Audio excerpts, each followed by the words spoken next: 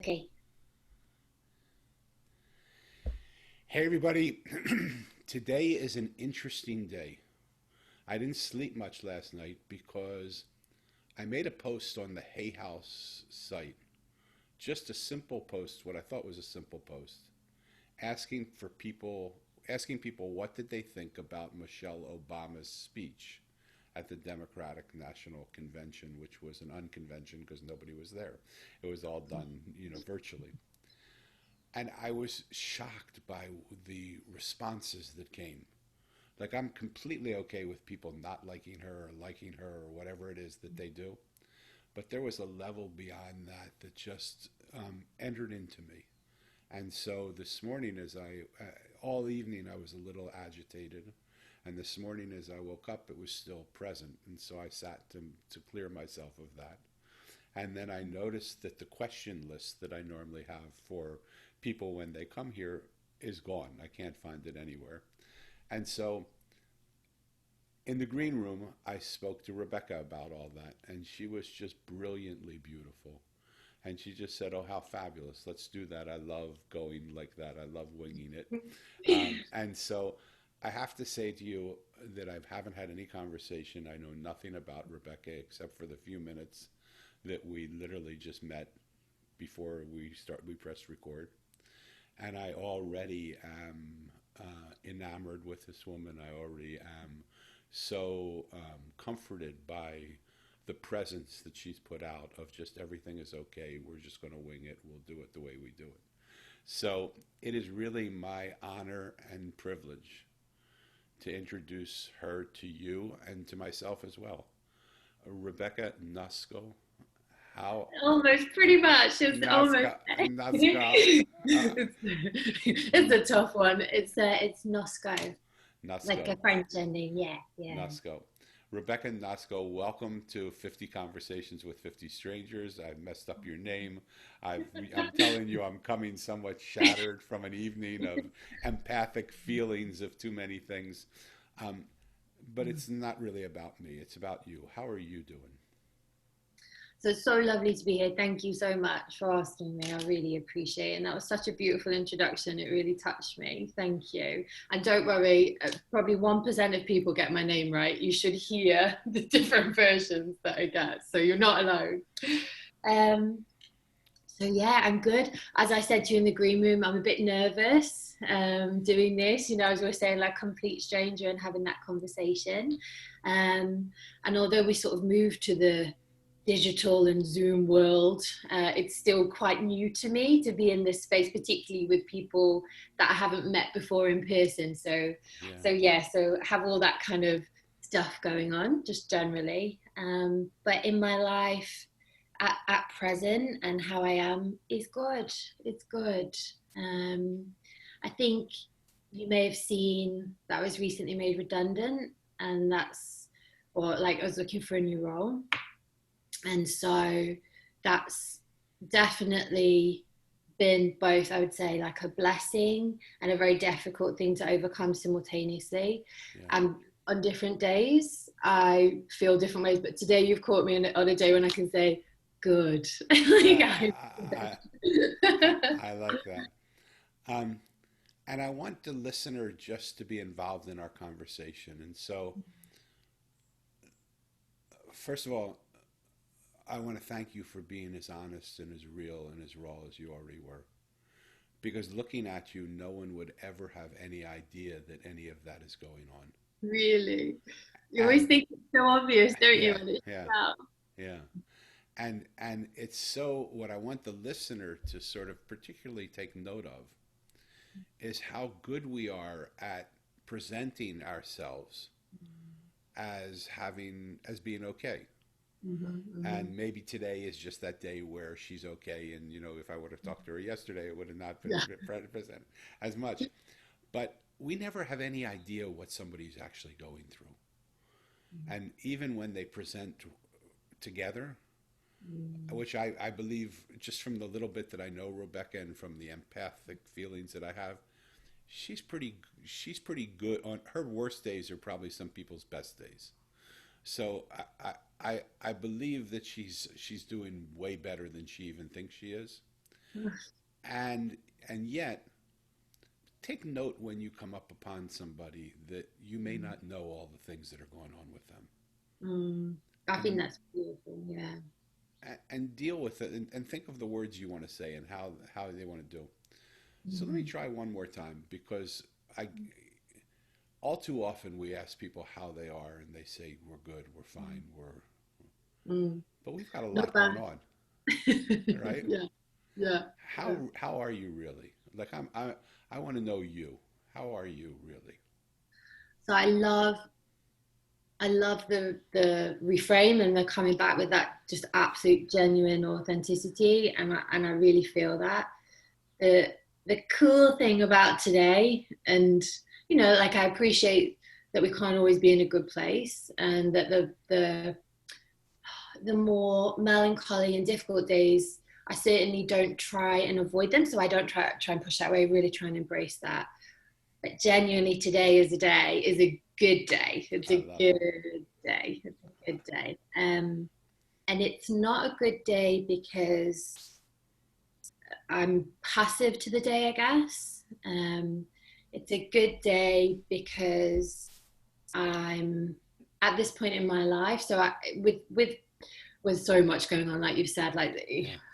a global perspective to a national perspective to an individual perspective. It's just there's just so much going on, and you can make the argument that there's always so much going on, but perhaps not in such harmony, like Yeah. everybody at the same time, right? Yeah. Um, and in my particular position with being made redundant, it is, well, my role, because you shouldn't say that's the thing, is it really like I've been made redundant? I say my role has been made redundant. It did come as a shock, and if we'd have spoken closer to that time, then I would have told you a very different answer, like an Yeah. incredibly different answer, because it felt like the ground had opened up beneath me, to be Yeah. totally honest. But what I've done since then, and the reason why I said it's not a passive good, is that I've literally sought to build the ground back beneath me, Wow. a piece at a time, and so that's why I can sit here with that heartfelt position of saying, yeah, it's a good day. It's a good day. Yeah. I love that. And for people who are listening, I bet more than a few of them have become redundant and have Mm, had the ground fall out in front of them. mm. And can you share a little bit more of how you've actively built piece upon piece to get back on your feet again, sort of to sort Yeah, of deal with that? 100%. So I'm on the different kind of levels of personality, so the different dynamics, the different traits. So I fall very high into conscientiousness, or what can also be described as discipline driven, right? So my engine, when things get out of control or get quite like the ground falls out from underneath me, I have a predominant lever, which is drive. What do I do? What do I build? How do I do this? And what I've learned now to temper that with, and this is very recent, we're talking really only in the last 2 years or so of my life, I've actually learned the break, for want of a better word, right? So where the how I'm putting in those pieces at the moment is through really an interplay between those two, and that's from a very mechanical perspective. So I do around 50 minutes meditation every morning. Beautiful. I live by the credence that I got from Marie Forleo, uh, create before you consume, right? And I Love it.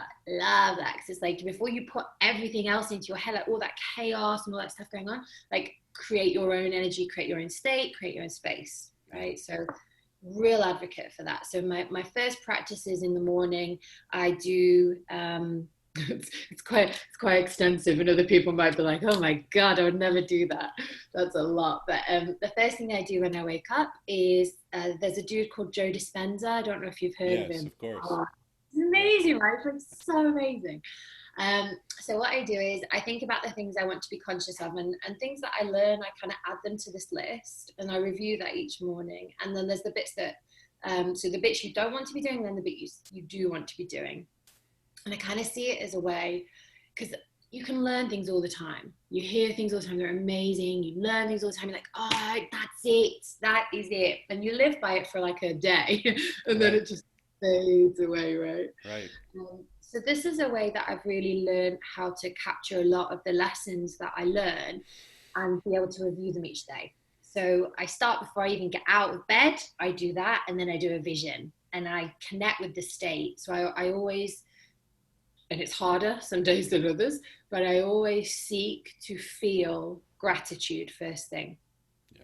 And it might not be hard because, and this is the thing I think which is really interesting, because it might not be like anything is happening in your life at that moment particularly, you know, it's not like there's been an event immediately around you, but you could just wake up and feel just that kind of agitated energy, or like, you know, you said today you've got that kind of and I think they're actually the days, because I can be in a space where something really bad or difficult's happening, and I could feel gratitude because I could think, well, do you know what, I've still got my house and I've still got my health and blah blah blah. But sometimes I think it's worse when you're in this kind of the middle place where you're just not quite right.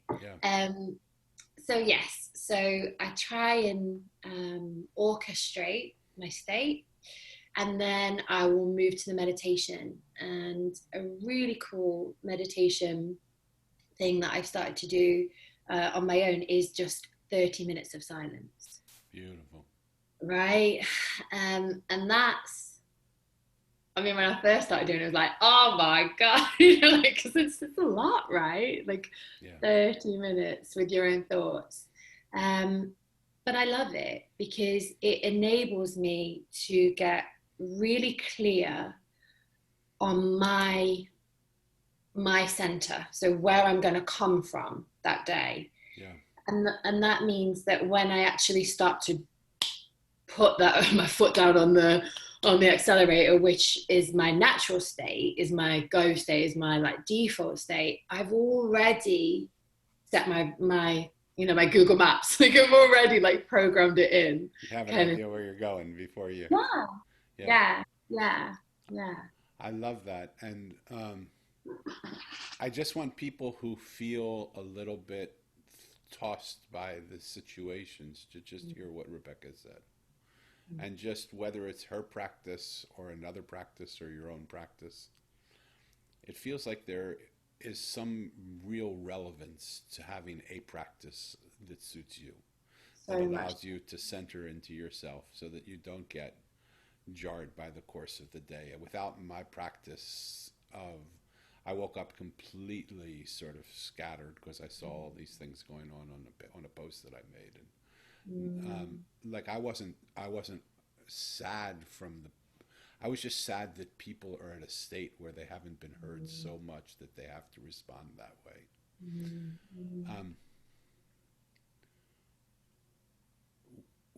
I love you already, okay?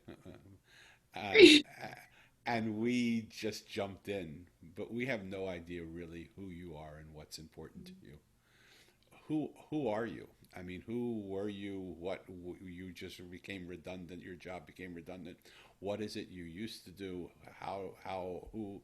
Like, what are the things that are important to you? Okay, so to tell you what. And hold on 1 minute before you say it. Yeah. If this lovely person is looking now for employment, those of you who are listening, you may need somebody. So I want your ears to perk up here, because stranger things have happened than strangers seeing two strangers meet in a room and feeling drawn to each other, and feeling that the people that are listening might be able to benefit the people that are in the room, and the people that are in the room might be able to benefit the people that are listening. So what more beautiful thing could happen than strangers meeting strangers and coming together to help each other achieve what they want? So that's really why I'm asking in some ways as well. That's so beautiful. Thank you. I really appreciate you taking that approach. And yeah, I don't know, in my head, I'm a very visual person. It's kind of like these little fairy-like connectors, isn't it? We're all this like, connected network and stuff. And I think that's beautiful. So to answer your question, to tell you what's important to me, I'm going to backtrack a little bit. So when I was younger, I was actually quite poorly, quite sick. I missed school from the age of 12 to about 18. And Wow, that's a long time. there's a lot of really important years. And important years, yeah, totally. Such important years. Um, I when I re-entered sort of society, it was when I was 18. I went to get what we call our GCSEs, which is like the things that we get, up to 16 at school over here in the UK. And really, my narrative was arrested. There was not a route forward for me. It was even some of my family members were sort of questioning, like, what will she actually do? What can she do? And so having that significant knock and being set back in such a way at such a young age, and the scars that left me with, internally and physically, thus ensued a fair few years of struggle, and what I would now, with what I understand and would try and reframe, but if I really connect to how I felt at the time, it was that fight and that struggle to just break ground, to just get through and try and forge a life for myself. And so over the years, what I was able to do, with some, because life never goes like this, does it? Kind of like this, right? So over the sort of course of a few years, I managed to get my education. So I managed to get a degree in psychology eventually. And then I had a life-changing role in an organization over here called Boots. I think the bigger company is Walgreen Boots Alliance, so you'll be familiar with Walgreen. And really that was a change, a game changer. It was like a point of real growth for me, because all up until that point in my life, I'd almost been, it was almost like anything I'd tried to make happen, there was always just something that would knock it out from underneath me in one way or another.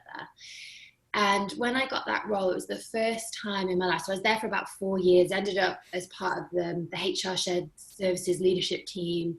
I found an absolute love for leading and developing people. When you ask what's important to me, one of the things that is it's my coding. When I do it, I feel like this is what I was born to do, is to help people to achieve their dreams, their goals, develop, progress, whatever that is that they are aspiring to. There's something in me, because of what I've been through, that really is able to both empathize, but also kind of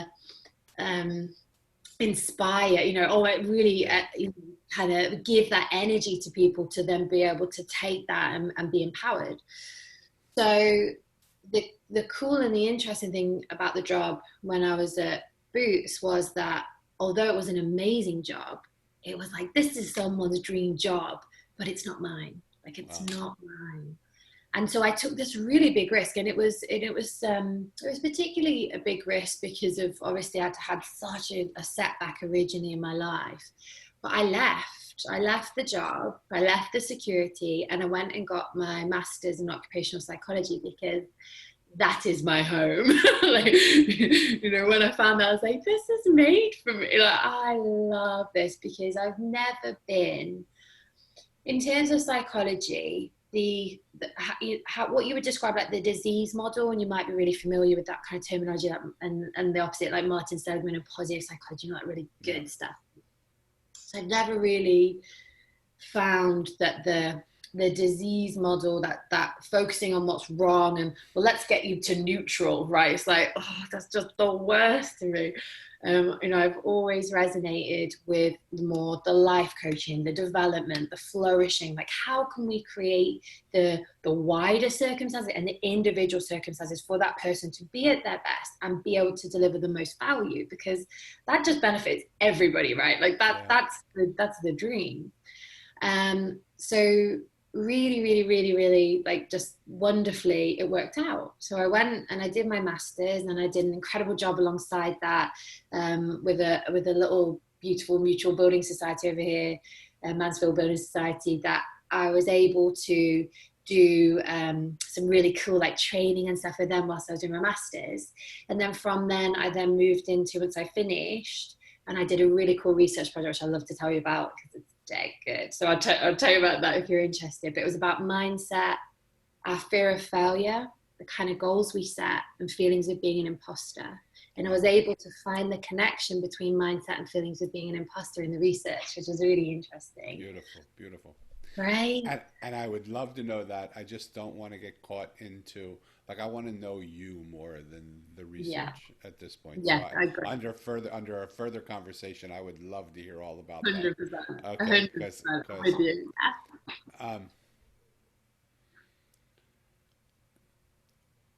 Why is it so important for you to help other people get to the place where they shine? Like, do you believe, and what's behind the question is, do you believe if you were not there that they would be able to do that anyway? Or do you believe that they're getting to that place is inherent upon you helping them, or someone like you helping them? Love that question. So I'll start with my why it's important to me. Please.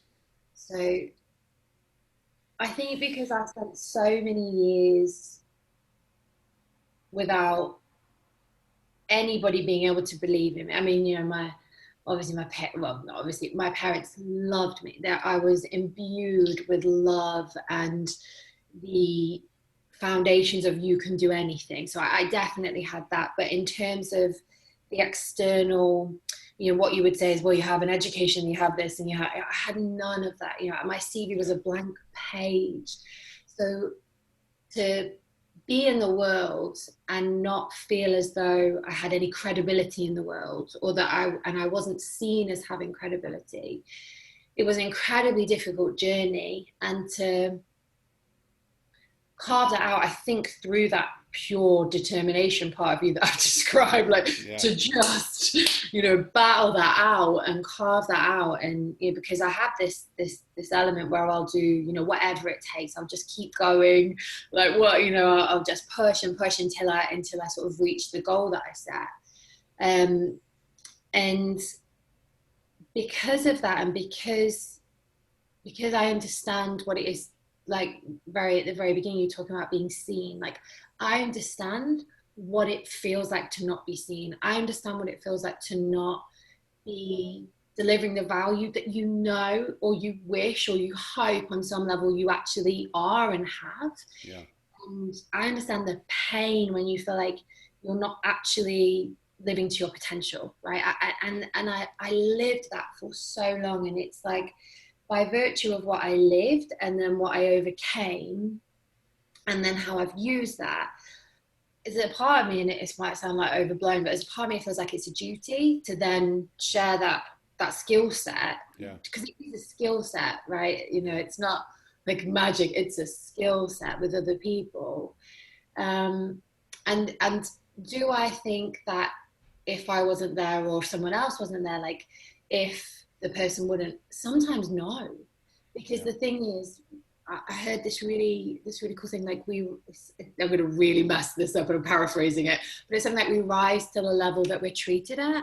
Yeah. And I genuinely believe, like, if you are exposed to people and environment that continuously tells you that you haven't got, you talked about shining, that you don't shine, you haven't got anything to offer, or maybe even worse, tells you do, but doesn't give you any ability to do it, or any chance, or any, like, there's no roots for you to do that. So you're left feeling like, well, it must be me then, because if I'm told I can shine and I can't actually make that happen, then it comes back to there being something wrong with me.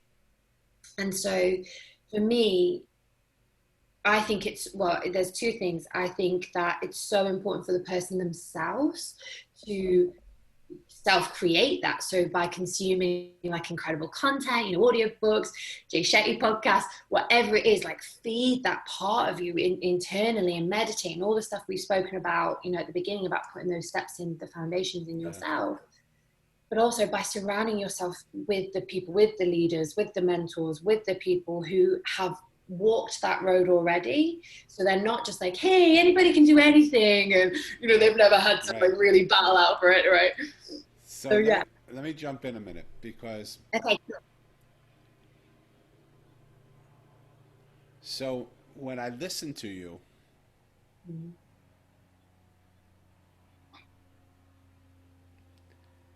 I hear several things.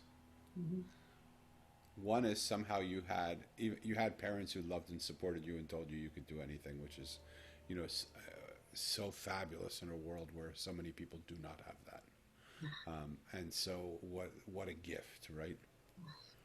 Um, and I'm a believer in a system, or a sense that I've acquired over the last 65 years through the practice of just meditation, and without missing meditation one day in the last 45 years. I've meditated for 45 years straight without missing a day. Sometimes it's a short meditation, sometimes it's a long meditation. But I was so intrigued early on by this thought that everything that I need is inside me. Mm-hmm. And I was searching so much for all that I needed outside of me, until I realized that that was never going to give me what I needed. Yeah. And so if I were to drop down my question a little bit to a different place, Mm-hmm. it isn't that I don't believe that we can't help people or guide people, or help them make a shift. Mm-hmm. But I guess my question to you is, who was it that really didn't believe in yourself? Was it people outside of yourself, or had you heard for so long or been beaten up so much by the situations that life had given you that you just stopped believing that you had anything on your sheet to show to somebody? Like when I look at you here, I see a sheet that is so full of things that are valuable and beautiful and wonderful. And the fact that anybody, regardless of what point in time in their life, would ever think that because of whatever's happened to them that their sheet is empty, Mm-hmm.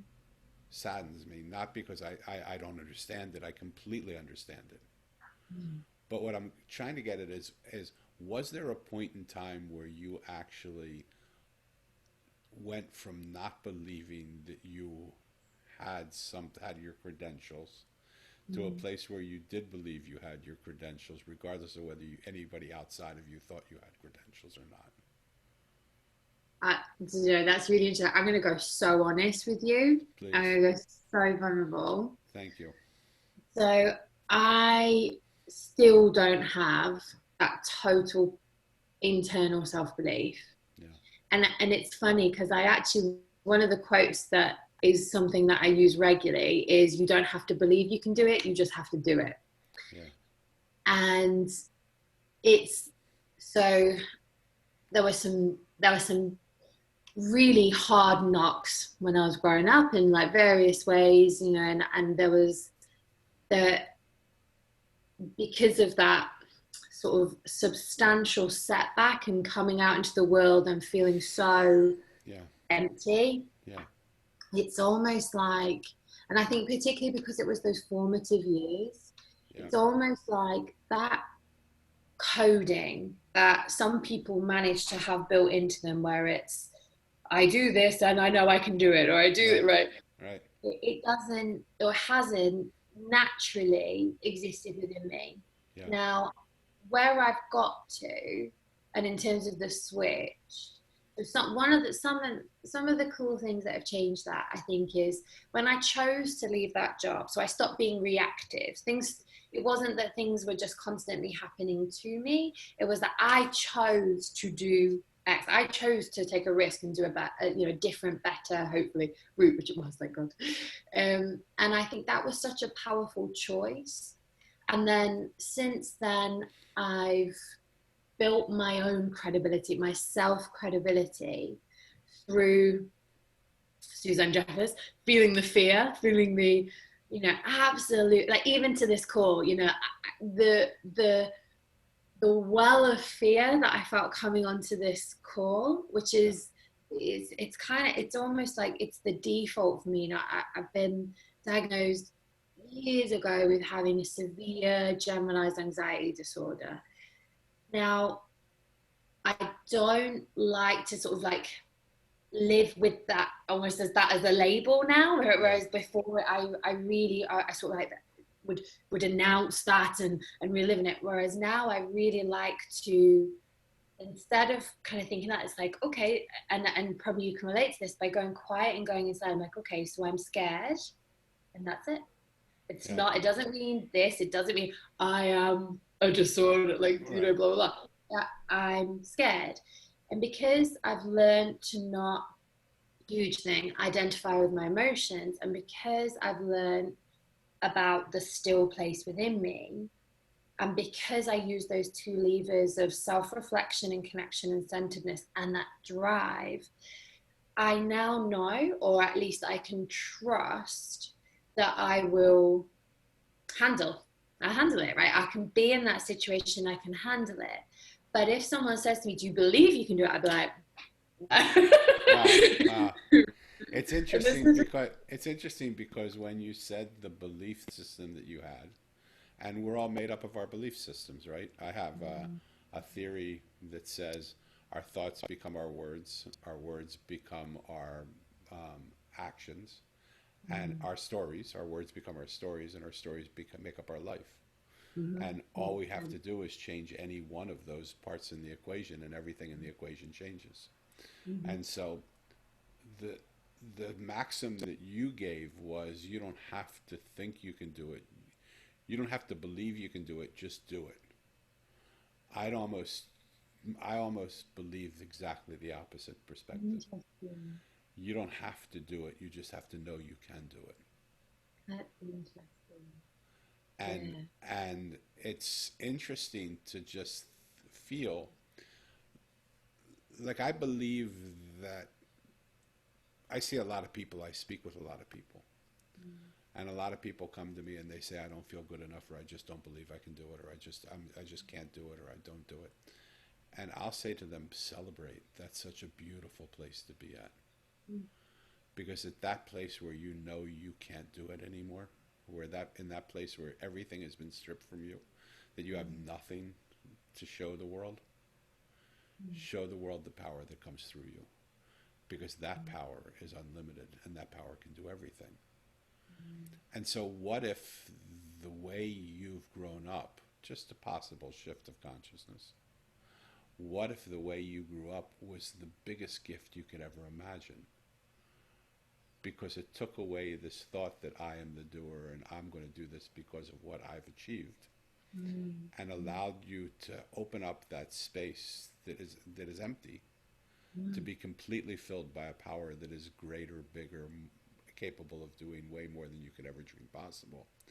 Because when I see you right now, I see someone with unlimited possibility. And I don't know if that's the way you see yourself. No, but it's funny. Like, I can, and I think this is the same with the self belief. I can touch that. I can sort of, and I can see it, and I can taste it and I can hold it, but like a dream. You know, when you try and remember a dream, or me when I try and do maths, Yeah. I try and like hold on to the numbers or the dream or the concept or the self-belief. And for a moment, that limitless possibilities, for a moment, I can fully, and it's that you feel it to your heart, don't you? When something like that, you feel it to your absolute core and you just think, ah, yeah, that space, that expansiveness. And then much like it's the it's, have you read The Untethered Soul? Yes. Uh, Yeah. oh, I know Michael also. really? Yeah. Oh God, honestly, that book just like literally changed my life. Um, but going from, that awareness, and I think it's almost my model kicks in, because it talks about like the model and the construct that you then build all that stuff around. So when I go unconscious, or when I go back to earlier states, because I'm not fully in that moment, so if something happens which puts me into fear, or perhaps a couple of things happen, so I just get a little off center, that's when I'll lose that belief. That's Yeah. when I can't touch it, see it, feel it. But in those moments, I've learned.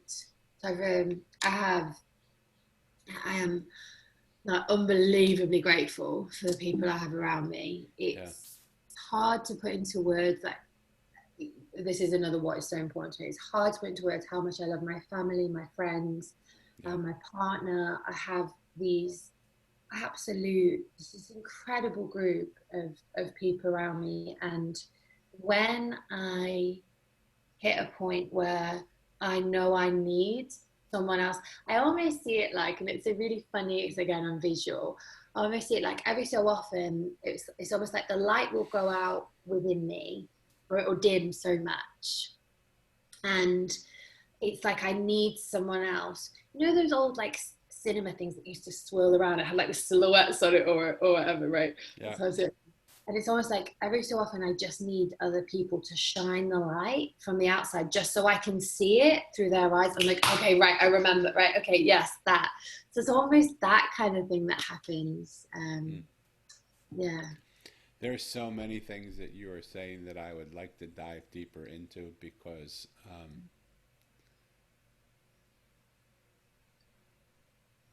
they're they're just interesting stories that we have created about the life that we live.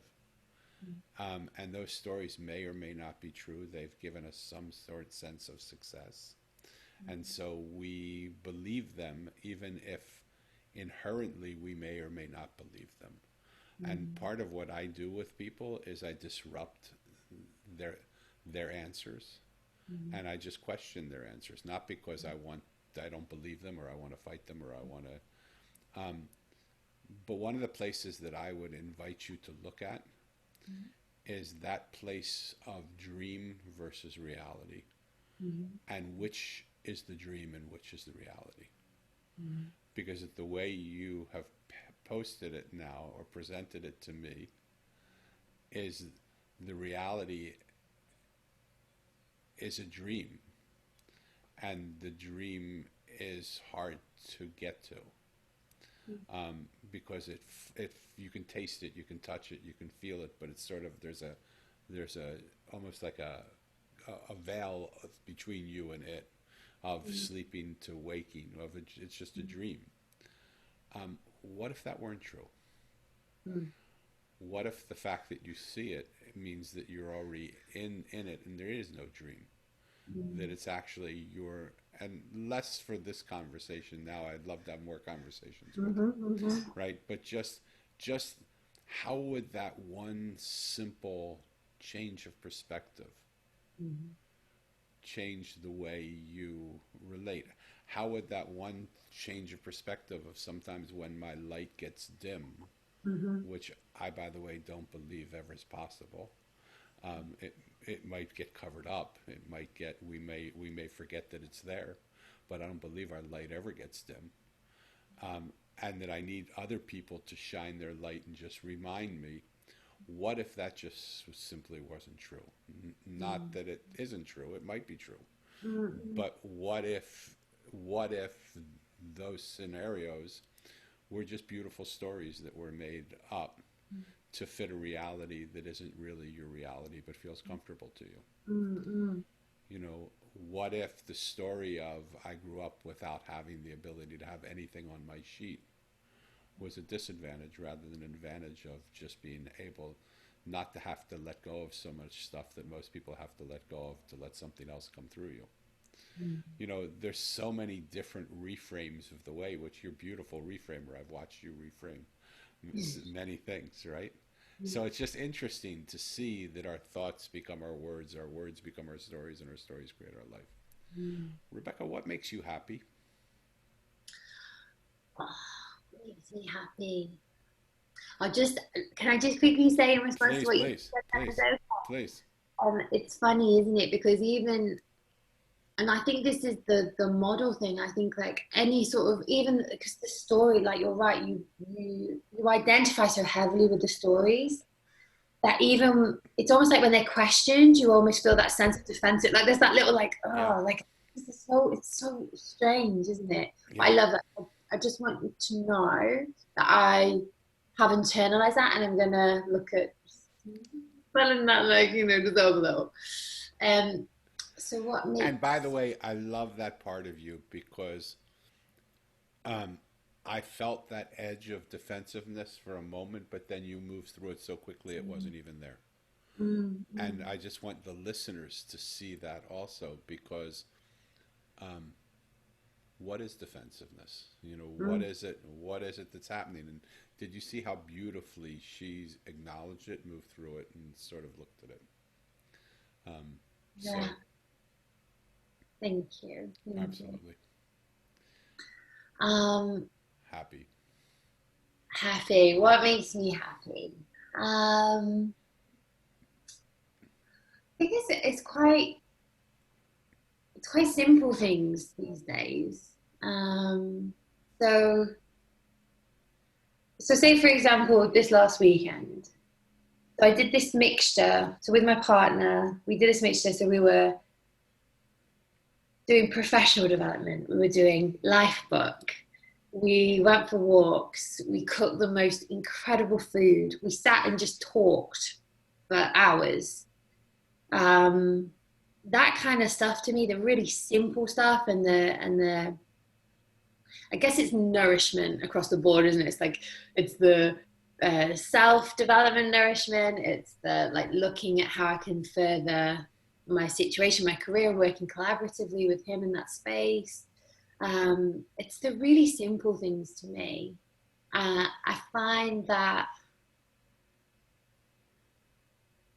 when it's just me, it's being able to just be and process my own thoughts. So it's having that time in the morning. It's being able to reflect on the things that have happened. It's being able to um, put things into action that I've really wanted to focus on.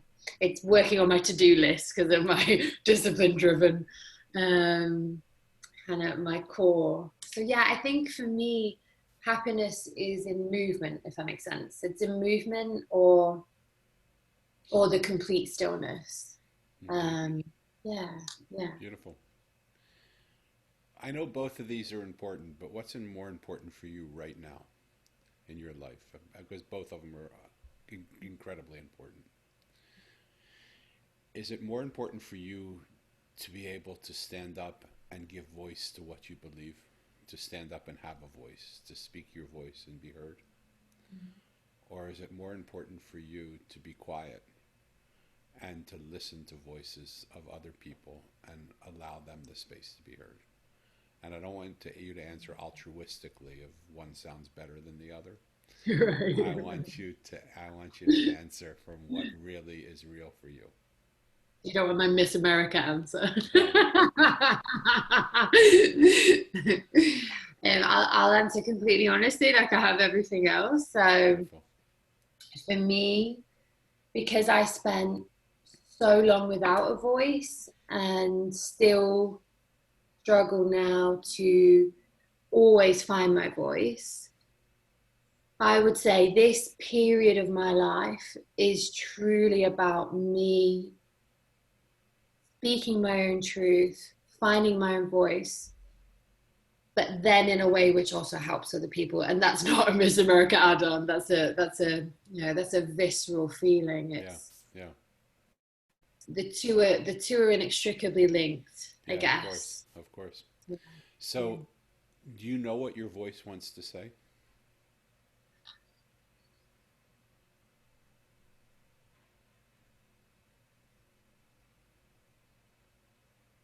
I think it's really interesting because, especially based on our whole conversation, what's really interesting is what sort of like came up then. I've never imagined this. Is like, I can do this. Like, I can do this, which is so weird.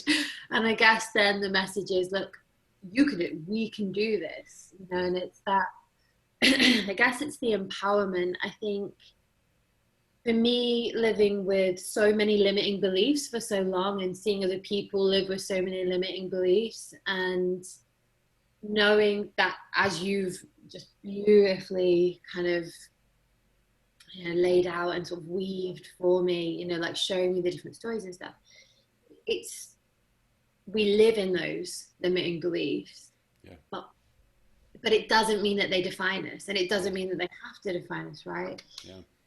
And I think that's what I mean by I can do, like, I can let all that go. I can let go all of those, the story, the model, all those different things that like hold me back, and I can do whatever, and so can anybody else. And I think that's really what I have to say at this point. I love, again, your honesty. And you're probably not old enough to know what an overhead projector is. Do you know what I do. you know what an overhead projector No, is? I love that. Okay. So I love that my images of my growing up are not lost already. But so imagine an overhead projector of what you with a plastic sheet put on it of what you just said. And imagine the feeling of what we spoke about before, of being redundant at your work and being let go. What does the image on the screen show with those two images, with those two plastic sheets on it?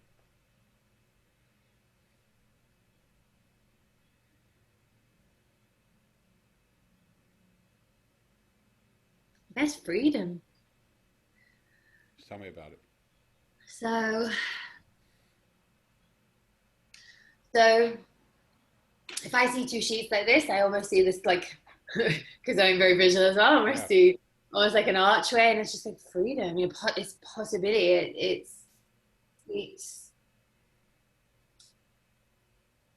although this has been such a shock, like, and I love where I've been working. It's some incredible people and an incredible organization. It's such a beautiful opportunity.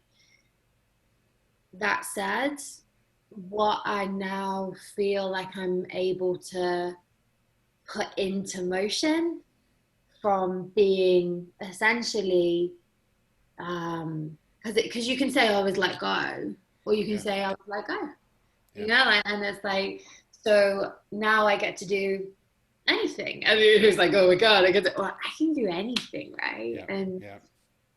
And so what I see, I guess the overarching thing that I see in the space that I find myself in today is possibility. It is possibility, and I can do it, and it goes to that, it's that thing of, so I did a talk at my uni, and I was talking in front of like 100 students, and for much of my life I had an absolute paralyzing fear of speaking out in front of people, and I realized that wasn't very impeccable with my words, but forgive me. That's okay. And I stood up there, and I told them, this was February this year, which feels like eons ago now, right? But I stood up and I said to them, the only thing that separates you guys there from us here, this panel up here, is that we've done it. We've physically done that. I've done this, this degree or this job, whatever. That's the only thing that separates people. And I think that by me truly understanding like, and when I say I don't have to believe I can do it, I just have to do it in a funny way, because I know the opposite. You see the opposite of that, but in a funny way, that's so liberating to me, Yeah, because I was told for so many years, you have to believe in yourself. If you don't believe in yourself, no one else will believe in you either. yeah, And coming from the story, coming from the limiting belief of, I don't have that within me, so yeah, how will I do X? And then learning that actually I can do it if I just do the things, yeah, yeah, Because doing the things because you believe them or doing them because you don't, it doesn't make any difference. If you do the things, you can totally. build that, right? You build that credibility. So, so the little stretch that I'm asking you, inviting you to take, is not because you believe in yourself because you've done it or you haven't done it, so you can't believe in yourself, but rather you believe in something bigger than yourself that flows through you, I love that. that is capable of doing anything. And whether you've done it or believe it or you don't believe it doesn't really matter, or whether you've done it or haven't done it doesn't really matter. Because, like, can I just share with you my perception of what just happened here in this room for me? Because I think there's some magic here. Um, for me, what I saw from an outsider's perspective is that you are so loved by the universe around you, and you are so cared for by the universe around you, that it had to dislodge you from the place that you were in because it was too safe and it wasn't your perfect job, even though you might have thought it was. Because your job is to stand up in front of people and say, I, of all people, should not be standing here in front of you because I have nothing on my sheet to offer you. But I am. And the reason I am is because I have nothing on my sheet to offer you. And to tell you that there is something that comes through us that is so much more powerful than what we believe we are. And when we surrender to that, we can do anything. Anything's possible. And to me, that's the magic that just happened in this room that I don't know that you see. You may see it, but I'd love you to listen back to it. Wow. Because when I put your sentences together and your phraseologies together, I think of a Tony Robbins saying that life doesn't happen to you, it happens for you. Yes. Right? Yes. And that there could be no more beautiful gift than what's been given to you now. Mm. To take the fear that you feel of I can't do it and put over it the plastic sheet of I can do anything, and see what image that creates in the life that you walk ahead. Does that resonate with you at all? It resonates incredibly deeply and really touches me. Like really touches me. Yeah, I think that I'm gonna go back. I feel that what you said then about the universe and things happening for me. I do believe that, I believe things happen. And my little mantra at the moment is, what is meant for me will find me. Things are happening for me, with me, and through me. Yeah. And so you saying that just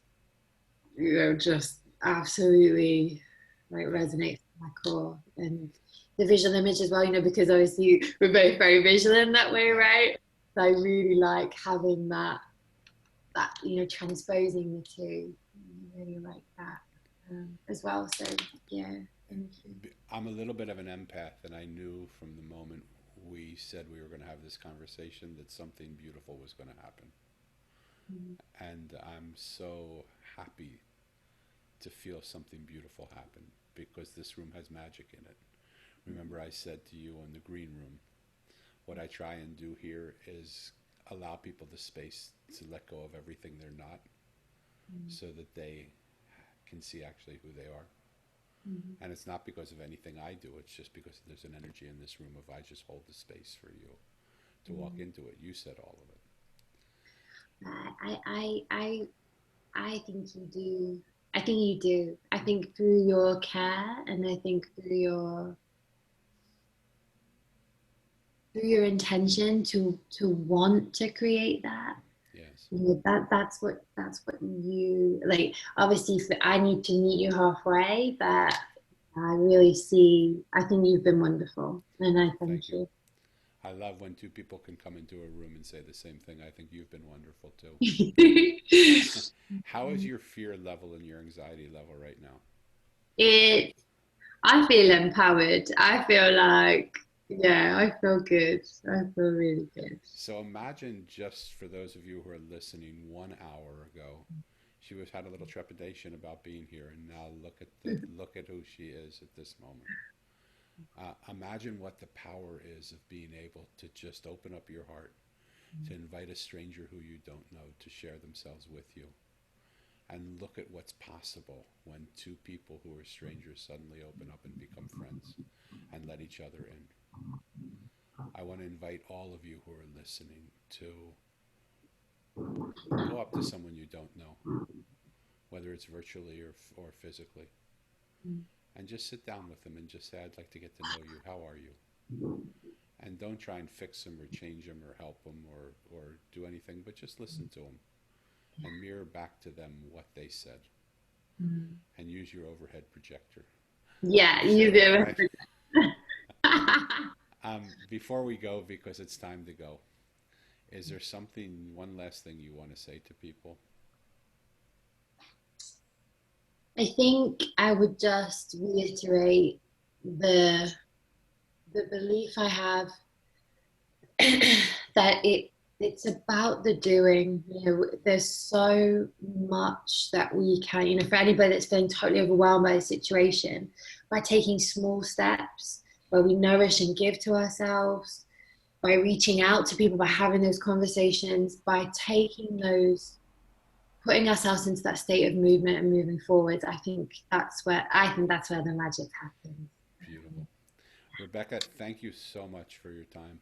Oh, thank Um, you. will you, I want you to send me a headshot, Okay. and I want you to send me links to all of your social media and to your website if you have one.